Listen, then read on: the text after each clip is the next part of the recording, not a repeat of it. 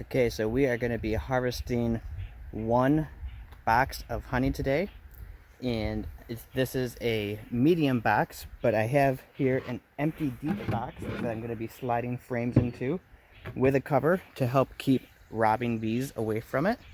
And I'm going to get into the bee yard and get going at it here.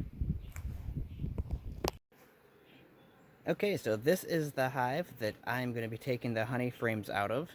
I suspect that the entire top box is ready to be harvested, but I'm not sure until I get in. I know that I can take some of the frames, I just don't know if I can take all of them.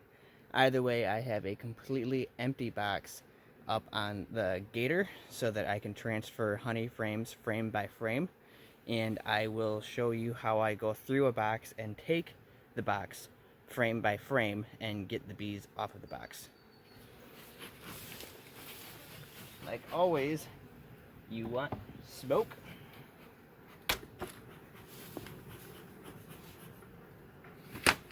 I'll let the bees know you're coming.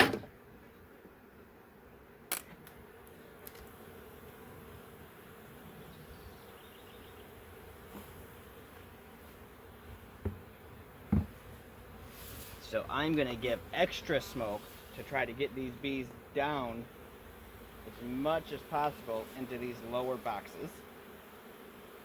The less bees on these frames when I start pulling them, the easier the rest of the job is.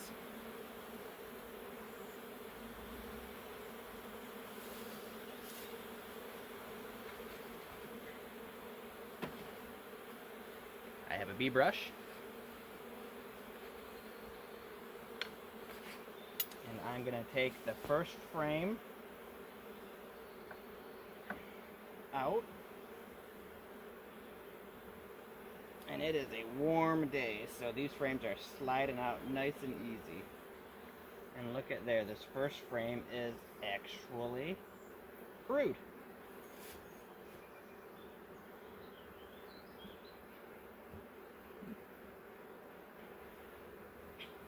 But this next frame is honey.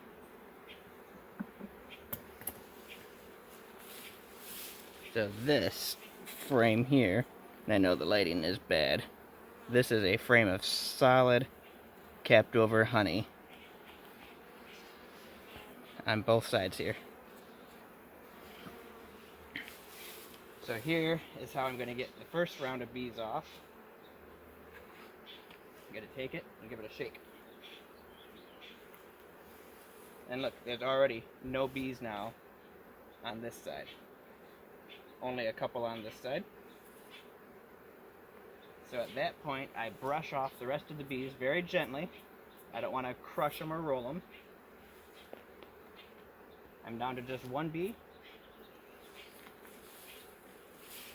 And now there's no bees on this frame. There's some flying around, but as I walk it over to my gator, there are going to be no bees on it by the time I get over there because I'm going to brush them off.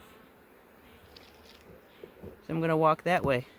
And if any bees land on this while I walk, I'm going to brush them off. Like that.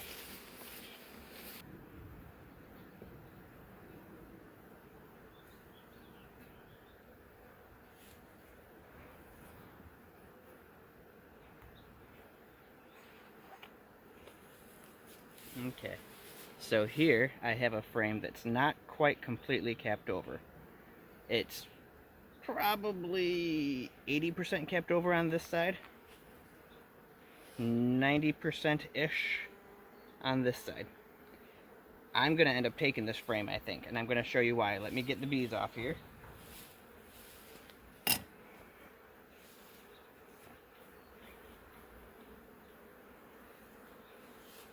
First I shake them,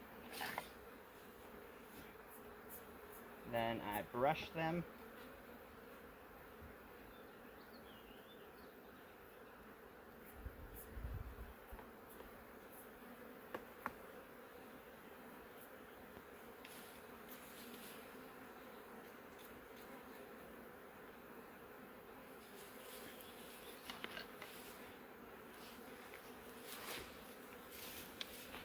Okay, so with open cells of honey like this, If you take your frame and you shake it really hard, just straight down, and none of that nectar comes out, that's called the shake test.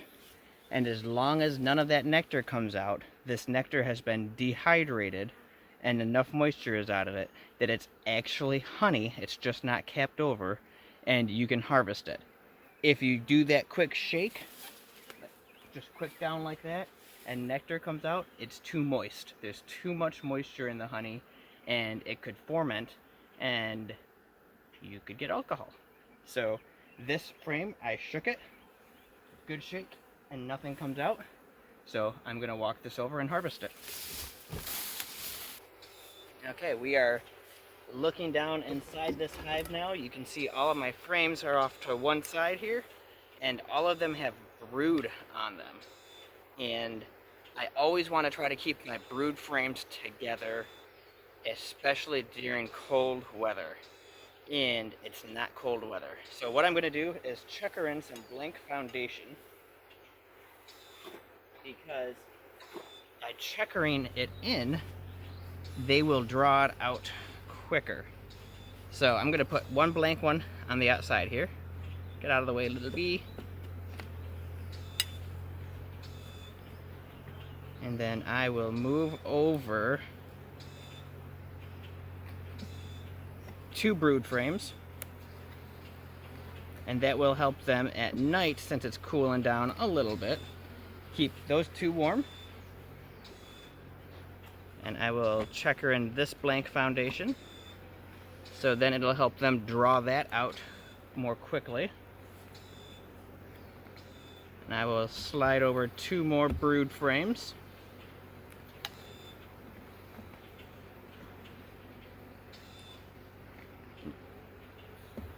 Look at that brood frame. This hive was queenless just a couple weeks ago, and now she is just laying like crazy with their new queen that they made. It's just beautiful. So 2 more frames. I'm gonna drop in a 3rd blank foundation frame. Last 2 brood frames sliding over.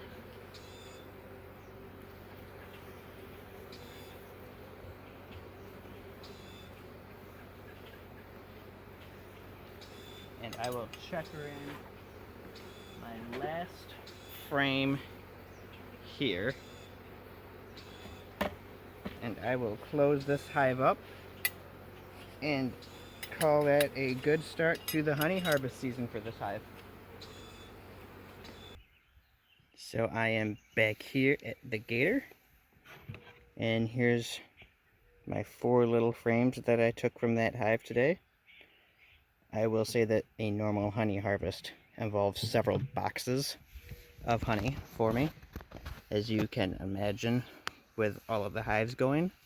It's a little early in the season yet, but I am eager to get my honey table out and start providing some delicious early season honey to anyone that wants to swing by and pick it up out here at the farm. Okay, so I am ready to spin the 4 frames of honey that I collected, and I'm going to show you the tools that I have and how I spin the honey, and give you a couple options for uncapping the honey and show you which way I prefer to uncap my honey frames.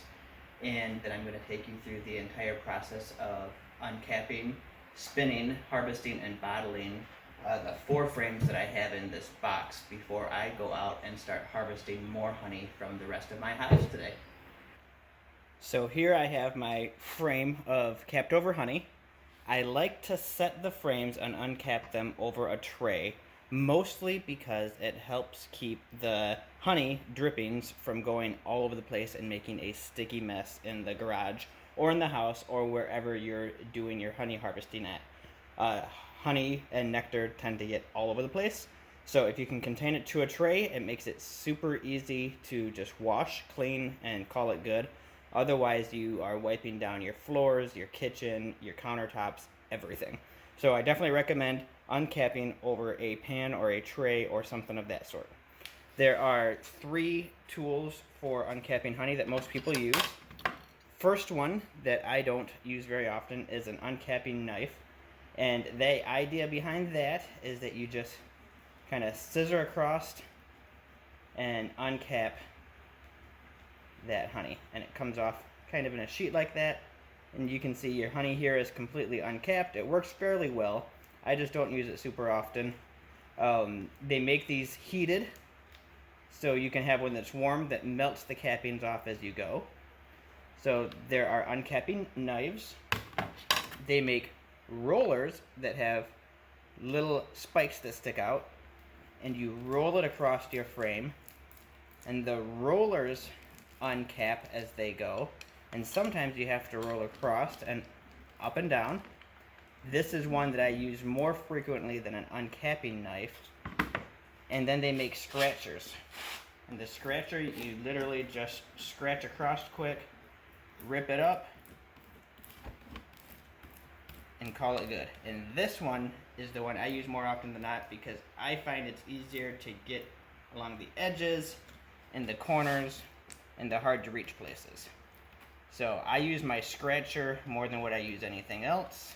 Sometimes you have to push hard, sometimes it's a quick gentle rub across the frame. But then you can see as you stand it vertical, the honey does start to run a little bit, but for the most part it stays in place well. You flip it over quick. Do the exact same thing on the other side, scratch it off quick. If you hold it on an angle, your honey runs a little bit slower. Quick scratch all the way through the frame. And you want to make sure that you scratch the bottom and the edge along the wood super good. And then you're ready to set this in your spinner. So my spinner is just a small 2-frame spinner. It can hold medium or deep frames, and there's just the basket inside. You set your frame right in, and it holds 2, so there is 1, and now I have to go over and scratch my next frame and set my second frame inside here. So you can use the roller, roll it. But unless the cappings are nice and level and even all the way across, the roller doesn't get all of them, and it certainly doesn't get along the edges super well. That's why I still end up using the scratcher to get the edges so that I make sure I get everything completely uncapped. And I always go over the whole thing at least once with the scratcher, even if I use the roller. And I'll flip it around, do the exact same thing, roll it across the center, up and down, back and forth, hit it quick with the scratcher, get along the edges. Now keep in mind, if you did not watch my other video, I gave this the shake test, so I know that the nectar and honey inside these uncapped cells is thick enough and dehydrated enough that it is ready to harvest. I did the shake test with this.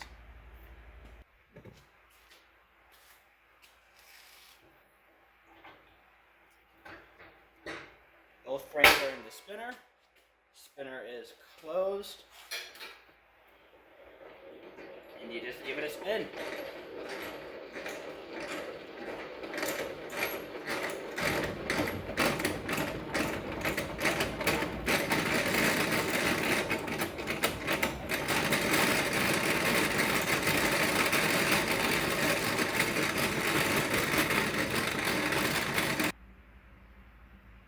Okay, so this round of spinning will only extract the honey from the outside edge of the frames. So the frame edge sticking out has been extracted. I'm going to turn that around and put it back in. Now I'm going to do the other one. And we're going to spin it some more.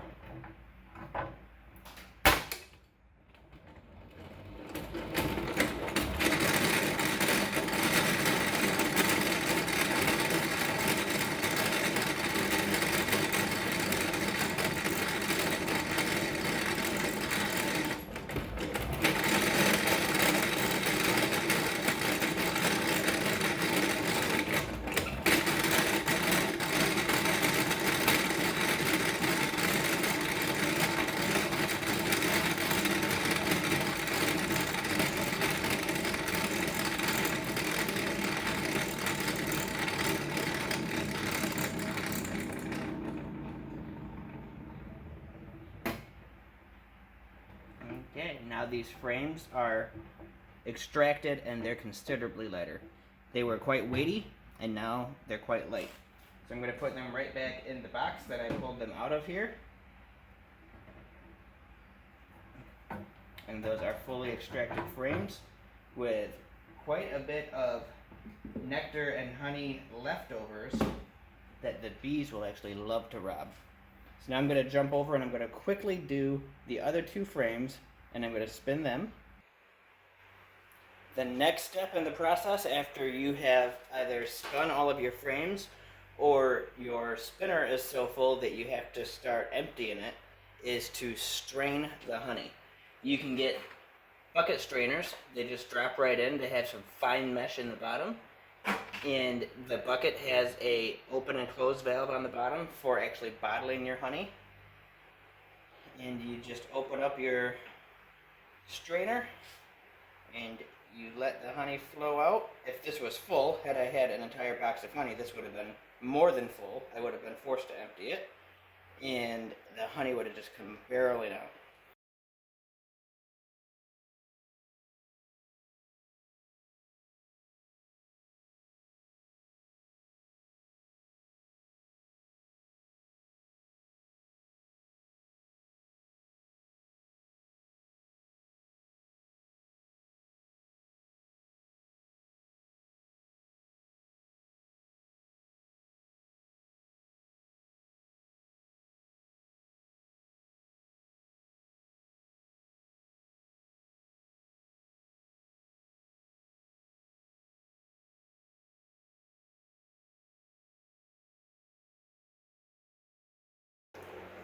Usually when you buy honey from a grocery store, you see it labeled raw, unfiltered honey.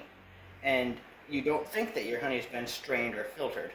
However, if it were not, it is full of wax cappings and other debris. Sometimes there's going to be a grass clipping or a pine needle or something like that. You want to bottle nothing but pure honey. You don't want those wax cappings in there or anything else that happened to get in that frame when you were spinning it. So that's why we filter the honey. And when you see something that says raw or unfiltered, your honey's definitely been filtered unless you look into that jar and see gobs of floating wax inside. So we definitely always want to filter the wax cappings out of our honey. And that's what this bucket and this strainer is doing right here for us. And sometimes this can take quite a while. Sometimes it can take 30-40 minutes for all of that honey to filter down through there. So we're going to let that sit, and we're going to let it filter to the bottom completely, and then we will pick up the video as soon as that is done going through that fine mesh strainer. Okay, the honey has completely filtered through and left us with just a nice slimy wax capping paste on the very top. A little bit of honey might continue to drip through that, but not very much. So now we are going to pick up the bucket and set it on the table, and we are going to bottle some honey. So the bottling process at this point is not that tricky. You have your bucket. Most of them have some sort of turn lock to tighten the valve. And what you bottle in is up to you. I prefer to bottle in little honey bears. They're plastic honey bears. You can buy them from beekeeping stores, and I think you can get them on Amazon probably. Some people just use mason jars. All kinds of options out there. But you simply lift open the honey gate very slowly so the honey doesn't just come flying out. And you let your bear slowly fill up. Of course, the more you open, the faster the bear fills. Or jar, depending on what you're using. And then once it starts to get full all the way to the top, it's all about timing and getting that closed off before you overflow, but at the same time you want the bear just as full as you can get it. And then you just tighten your screw a little bit.